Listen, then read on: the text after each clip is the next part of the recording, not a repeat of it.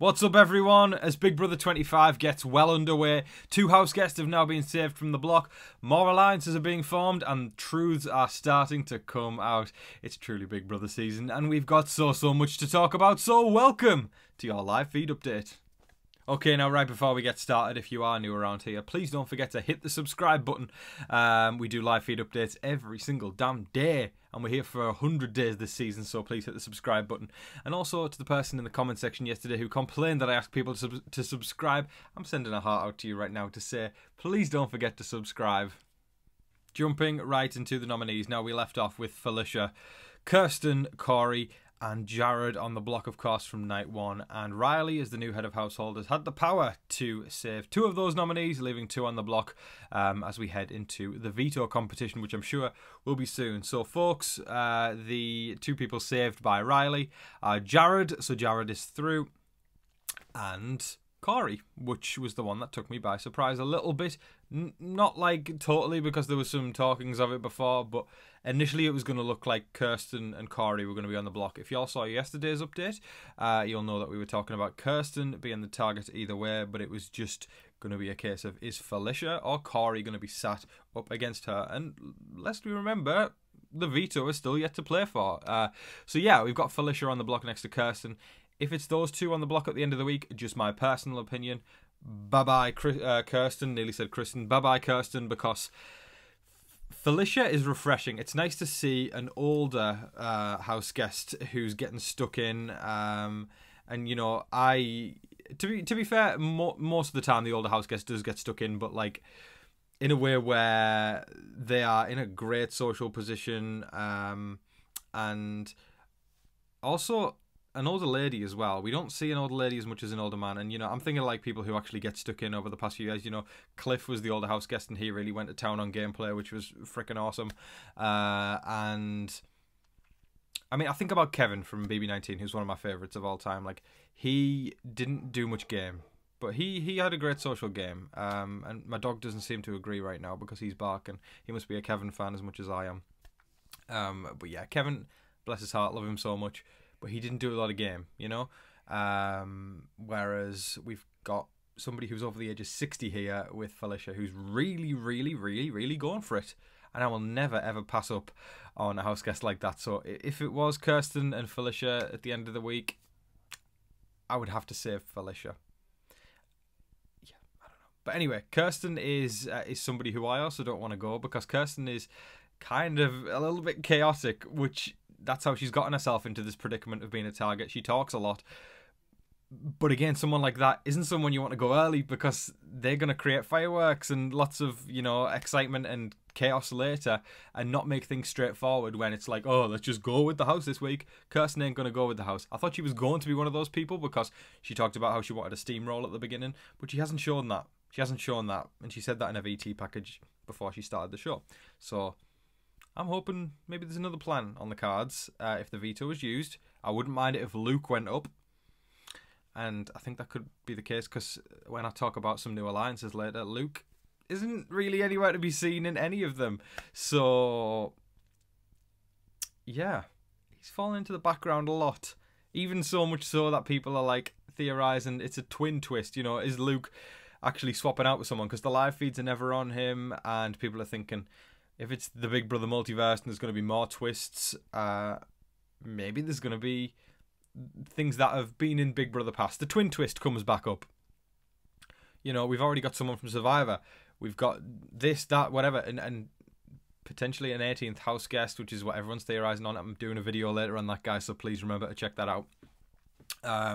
Subscribe. Hey, that was smooth, right? Yeah, subscribe to see that.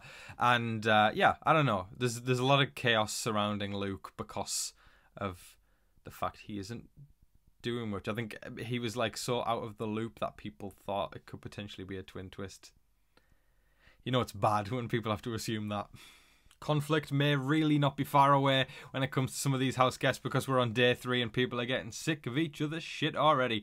So we've got Sari, who's talking about Cameron, saying, you know, the way he, like, she was basically saying, you know, the way he walks around, you know, and like Felicia was chiming in saying, you know, he's got this air of arrogance about him that's nauseating. And this is day 3. If those people have to live together for more than a week, I guarantee you there will be conflict at some point. And I don't know why I decided to announce every syllable that I was saying, even though I didn't do that when I said syllable. Man, am I excited. It's Big Brother season and I couldn't be happier. Now, for those Big Brother 6 fans and Big Brother 20 fans out there, y'all will know exactly what I'm about to talk about right now. What's the correlation between those 2 seasons? Sparring alliances, one side versus the other. 2 tribes go to war, like the classic Frankie Goes to Hollywood song. So, it's starting to look like 2 sides of the house are forming. But again, not solidly enough yet that we can say it's like Level 6 versus Faute or the Hive, or it's the Friendship Alliance versus the Sovereign 6. We can't say that just yet. Right now, it's looking like factions are forming on one side and factions are forming on the other side. Some people aren't necessarily on sides yet. There's people leaning one way. But I think if history goes to show anything with those kind of situations, it all leads to something, which is kind of exciting. So we'll talk through those alliances anyway. I've got them down on my laptop right now. So the Handful is one alliance. We've got Cameron, Matt, Jag, Riley and Blue, who are like solidly in that alliance. And then people who are kind of like leaning into that, but not necessarily. We've got Jared, America, and Corey.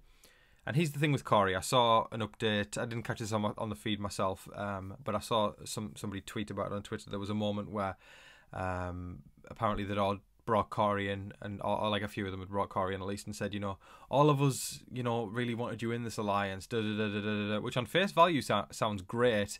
But what Corey needs to be realising with this moment is, what did they just say to me? They just said, we all thought of you.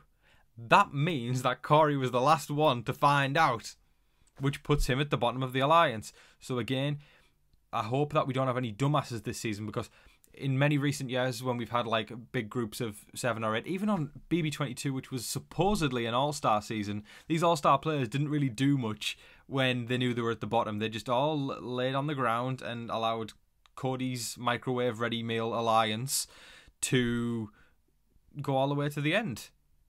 It was almost as if they were like getting pleasure from Cody winning Big Brother, which I know I didn't, so I don't know many people didn't either. But anyway, yeah, so Corey needs to pick up on that. And for somebody who calls himself such a good Big Brother player and talked the game like really high up when he was in his VT package, I really hope he picks up on that. But anyway, that's just something to ponder over. Other side of the house, we've got Nicole, Bowie, Felicia, Izzy and Sari. And Felicia was the one who came together and said, we're coining this name. She goes, bye bye bitches. They already win in the names of the alliances. The Handful, bye bye bitches. I'm going to go with bye bye bitches. This one's looking pretty good. Maybe a slight ode to Janelle there. I know Felicia said, again, in her opening VT that she's watched Big Brother since the start. So I would like to think that was an ode to Janelle there. But still, either way, great name. I'm leaning that way. And anyway, also leaning into bye bye bitches, we've got Hassam, Red, Jared, and Kirsten. So again, Jared's getting a little bit of info on both sides, which is going to be perfect for Sari, who again, like I said, is pretty much controlling the game. Sari is going to get info, if Jared can get info from the Handful, and Sari is obviously in Bye Bye Bitches, Sari's getting info from every single side of the house, putting her in an even better position. Now, something incredibly refreshing to see was Sari straight up saying to Kirsten's face why she is the target. It wasn't in a nasty way, it wasn't in a mean, hateful, no malice involved at all. It was almost like she was giving out a free lesson in social strategy, and it was like beautiful to see. Like, we've seen so many times where like the target gets iced out and people, walk on eggshells around them and don't say shit to them, and that can create a hostile environment in the house. And I think it's good, even if someone is the target, to still like involve them. It's still good to involve them, especially what Sari did. She straight up said to her face, she said, I'm going to be straight with you because I'm a straight shooter. Sari said, you have been talking a lot. Information has gotten around, and a lot of it's came from you to all sorts of different people. And she was saying, what you can't do when you barely know any of these people is, walk into a room and say, this person said this, this person, and then things spread out. And she said, and that's exactly what happened. and she said it with such grace, as if like she was like teaching somebody how to play. And listen, right, Cerise played Survivor 4 times. She's played Big Brother once this season, and it's already like she is a pro at it. I seriously have faith she's going to make it far. I hope she does. Don't want to jinx that.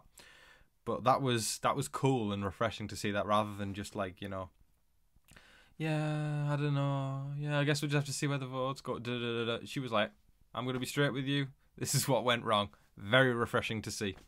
That is all of your live feed updates for today, folks. I thoroughly hope you all enjoyed watching. It was definitely the juiciest one so far this season. I know we've only done 3, but this is the 3rd one. But definitely the juiciest, with lots of names and alliance talks and nomination talks and, you know, game stuff. You know, not just like, oh, we kind of like this person, we kind of like game stuff. A nice meaty sandwich of game stuff. Sandwich meat ASMR, Big Brother. I hope everybody enjoyed watching, and like I mentioned a little bit ago in this video, I'm going to be doing a video very, very soon on who potentially could be the 18th house guest, so please don't forget to check that out later.